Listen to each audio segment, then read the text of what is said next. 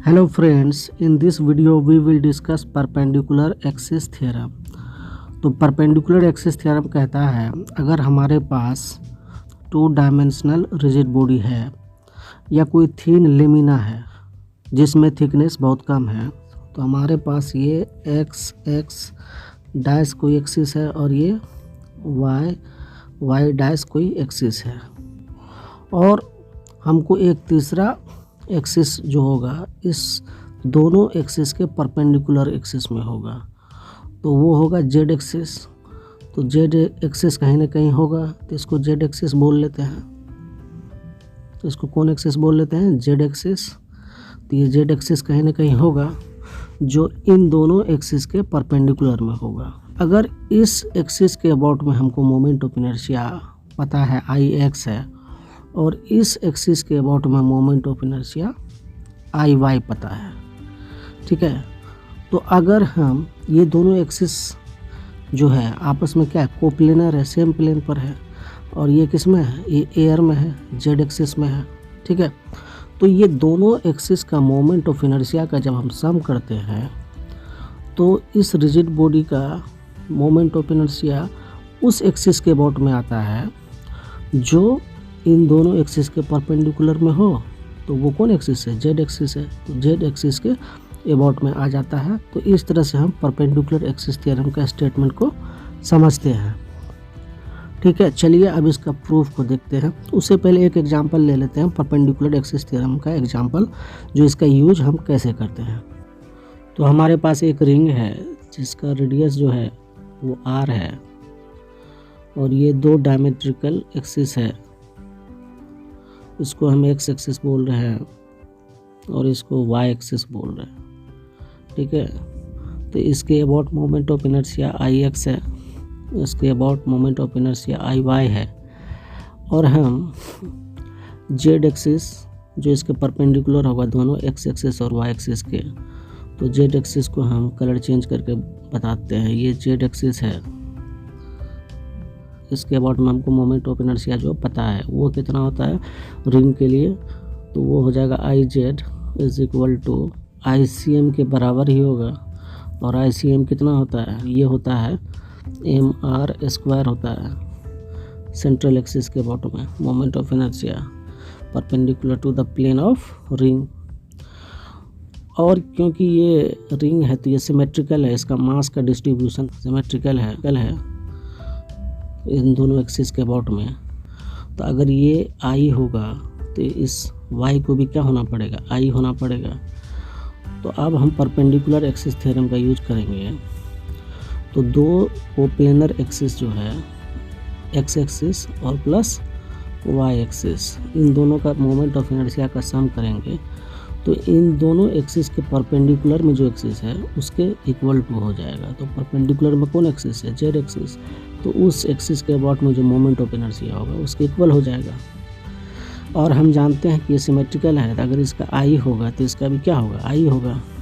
तो आई एक्स के जगह पर भी क्या लिखेंगे? आई, और आई वाई के जगह पर भी क्या लिखेंगे? आई, और इसको इक्वल टू लिखेंगे कितना? M R square. तो अब हम 2i को लिख सकते हैं एम आर स्क्वायर। तो एक i का वैल्यू कितना हो जाएगा? वो हो जाएगा 1/2 into M R square.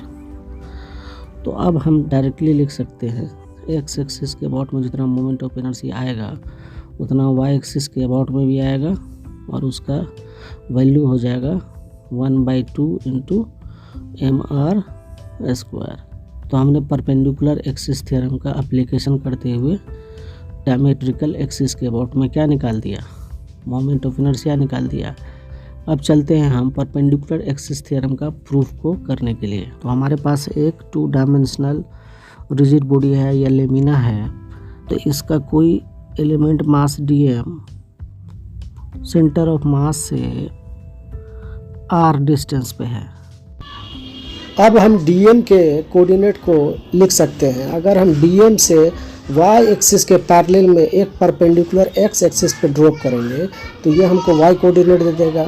Similarly अगर हम x के पैरेलल में y पर अगर परपेंडिकुलर को ड्रॉप करेंगे dm मास से तो हमको क्या दे देगा, x कोऑर्डिनेट दे देगा, और पाइथागोरस लगा के हम r का वैल्यू को अब लिख सकते हैं। R square is equal to x square plus y square. अब यहाँ पर दोनों साइड में हम m से इनटू कर देते हैं, तो एलिमेंट का मास dm है, तो ये हो जाएगा dm इंटू आर स्क्वायर। हर टर्म को हमको dm से इंटू करना पड़ेगा, तो dm into x square plus dm into y square. जब दोनों साइड हम इंटीग्रेशन करेंगे तो हमको कुछ मोमेंट ऑफ इनर्शिया मिलेगा। तो यहाँ पर ये dm है क्या चीज़, तो यहाँ पर ये term dm into R square है क्या, r क्या है, सेंटर ऑफ मास से उस एलिमेंट का डिस्टेंस। तो ये मोमेंट ऑफ इनर्शिया अबाउट क्या हो जाएगा, इस जेड एक्सिस के अबाउट में हो जाएगा, क्योंकि हमने परपेंडिकुलर डिस्टेंस जेड एक्सिस से इस dm का निकाल लिया। तो जेड एक्सिस के अबाउट में मोमेंट ऑफ इनर्शिया हो गया ये आई जेड। तो ये टर्म क्या है, ये है moment of inertia of dm about y axis, क्योंकि x जो है वो हमारा परपेंडिकुलर डिस्टेंस ऑफ dm है फ्रॉम y एक्सिस। तो इसको हम लिखेंगे आई वाई लिखेंगे, ना कि आई एक्स, और ये हमको dm का परपेंडिकुलर डिस्टेंस है फ्रॉम x एक्सिस, तो इसको हम लिखेंगे आई एक्स। तो इस तरह से हमारा I z equal to I y plus I x का प्रूफ हो गया। परपेंडिकुलर एक्सिस थ्योरम का हमारे पास प्रूफ आ गया। ये परपेंडिकुलर एक्सिस थ्योरम सिर्फ और सिर्फ लेमिना ऑब्जेक्ट के लिए या प्लेन फिगर के लिए हम अप्लीकेबल करते हैं। चलिए कुछ इसका एग्जाम्पल का यूज करते हैं। सपोज हमारे पास कोई डिस्क है, यहाँ पर दो एक्सिस हमारे पास है, एक है एक्स एक्सिस और एक है वाई एक्सिस, और ये सिमेट्रिकल एक्सिस है। तो अगर इसका moment of inertia I x है तो इसको हम आई लिखेंगे, और इसका moment of inertia I Y है तो इसको भी हमको आई लिखना पड़ेगा। क्यों लिखना पड़ेगा, क्योंकि सिमेट्रिकल है और ये दोनों एक्सिस जो आपस में है वो परपेंडिकुलर एक्सिस है। और हमारे पास थर्ड एक्सिस जो है वो जेड एक्सिस में है, तो वो दोनों एक्सिस के परपेंडिकुलर है। तो इसके अबाउट में हमको मोमेंट ऑफ इनर्शिया इस डिस्क का चाहिए जिसका मास m है, जिसका रेडियस r है। तो हम यहाँ पर परपेंडिकुलर एक्सिस थ्योरम का यूज कर सकते हैं, क्योंकि ये दोनों एक्सिस जो है वो परपेंडिकुलर आपस में है, कोप्लेनर भी है। तो तीसरा एक्सिस के अबाउट में इन दोनों मोमेंट ऑफ इनर्शिया का सम तीसरे एक्सिस के बराबर हो जाएगा। तो चलिए हम अब इसका यूज कर लेते हैं। तो हम आई जेड को डायरेक्टली लिख सकते हैं आई एक्स प्लस आई वाई। तो दोनों का मोमेंट ऑफ इनर्शिया आई और आई है। तो अब हम और आई जेड के अबाउट में डिस्क का मोमेंट ऑफ इनर्शिया क्या होगा सेंट्रल एक्सिस के अबाउट में, तो 1/2 mr स्क्वायर होता है, और ये हो जाएगा I plus I. 2i is equal to 1/2 mr square, और i को हम लिख सकते हैं 1/4 mr स्क्वायर। ठीक है, तो अब डायरेक्टली हम लिख सकते हैं एक्स एक्सिस या वाई एक्सिस के अबाउट में जो moment of inertia of disc होगा डायमेट्रिकल एक्सिस के अबाउट में, वो हो जाएगा 1/4 mr स्क्वायर। अब चलते हैं कुछ कंसेप्ट बनाने के लिए जो उसका यूज करेंगे हम यहाँ पे। अगर मान लेते हैं कोई हमारे पास ये क्यूबाइडल टाइप का कोई ऑब्जेक्ट है, तो इसका विड्थ b है और इसका लेंथ l है, तो इसका मोमेंट ऑफ इनर्शिया कुछ एक्सिस जो है उसके अबाउट में हमको निकालना है। पहला एक्सिस हमारा जो है वो ये है, ठीक है, इसको मान लेते हैं ये एक्स एक्सिस है। कौन सा एक्सिस, एक्स एक्सिस, और एक परपेंडिकुलर एक्सिस है जो इसके सेंटर से ही जाता है, और ये वाई एक्सिस है। ठीक है, मान लेते हैं इसके अबाउट में moment of inertia I x है और इसके अबाउट में moment of inertia I Y है। तो हमको मोमेंट ऑफ इनर्शिया निकालना है।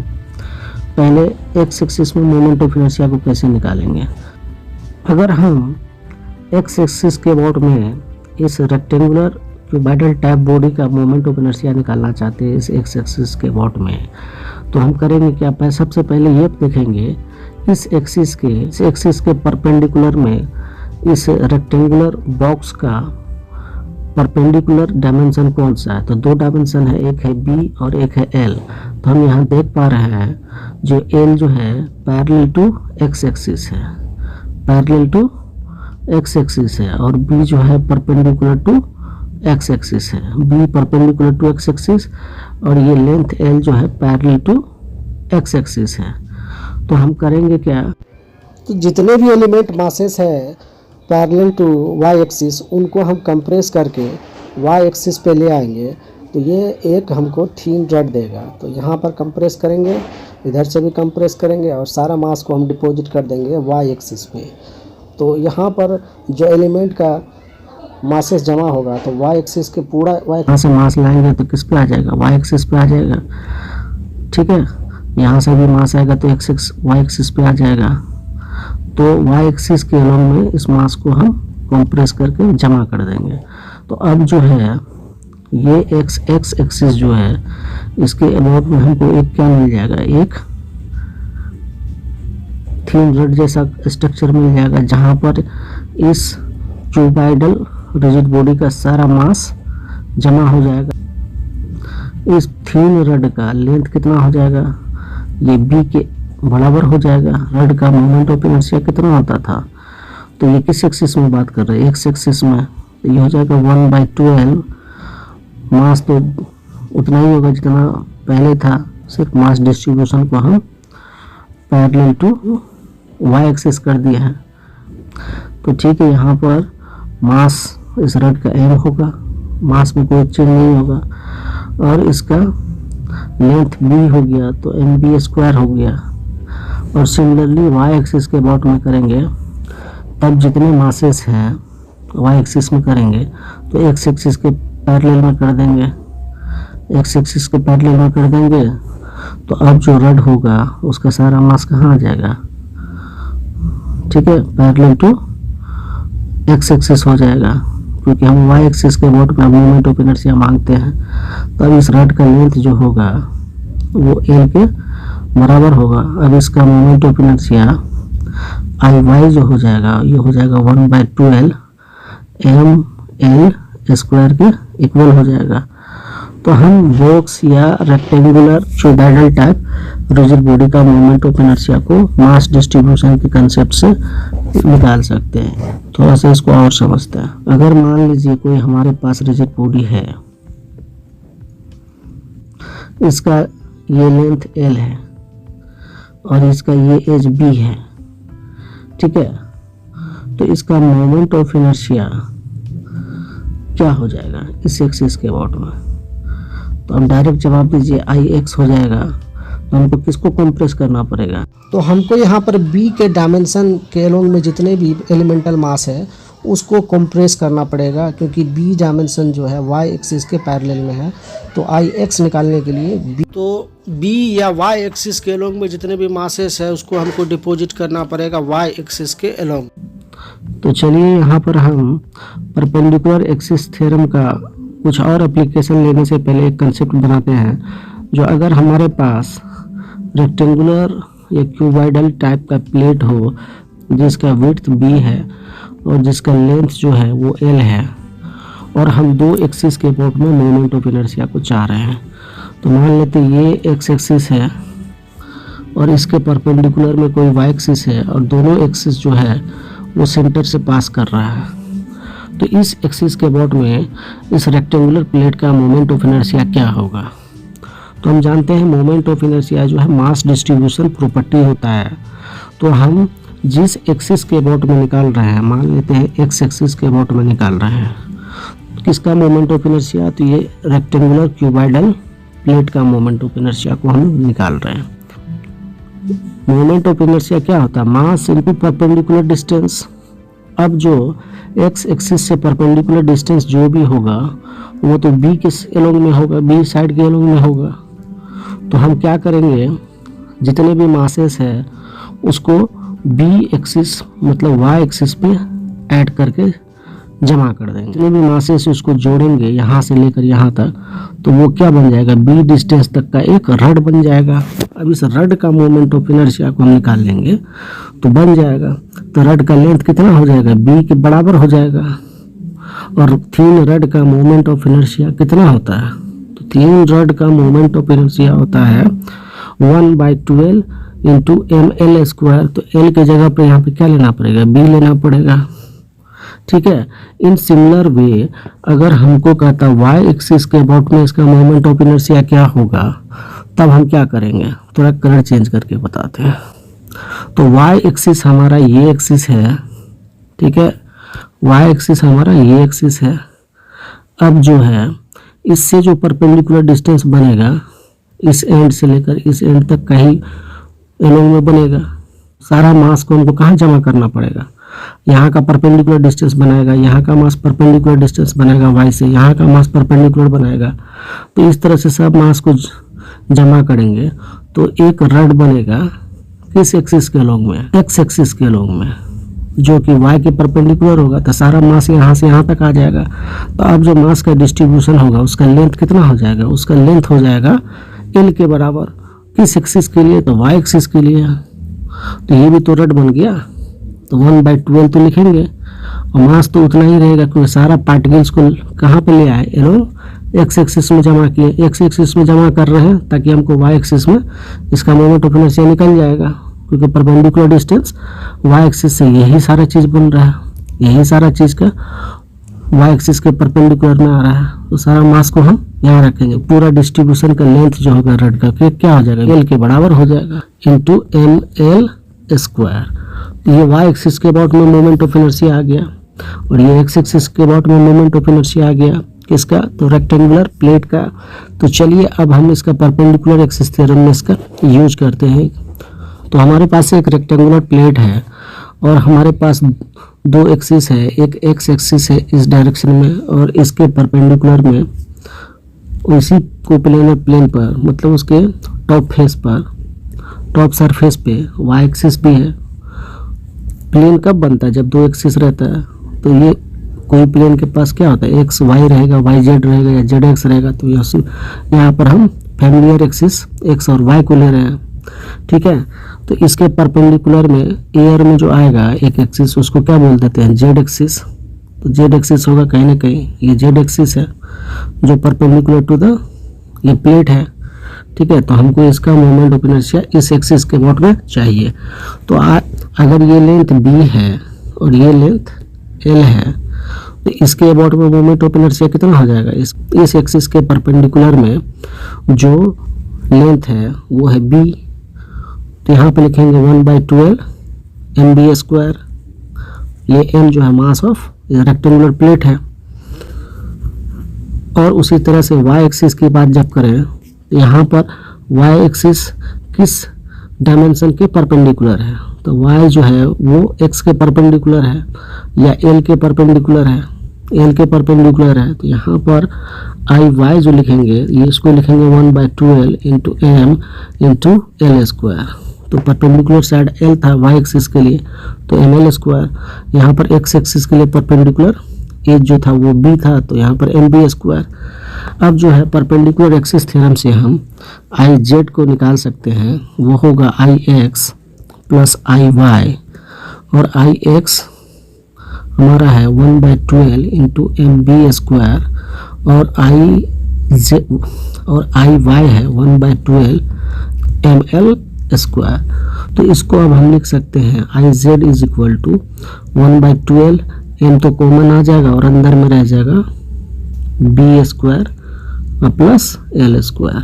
तो यही हो गया रेक्टेंगुलर प्लेट का moment of inertia about z axis.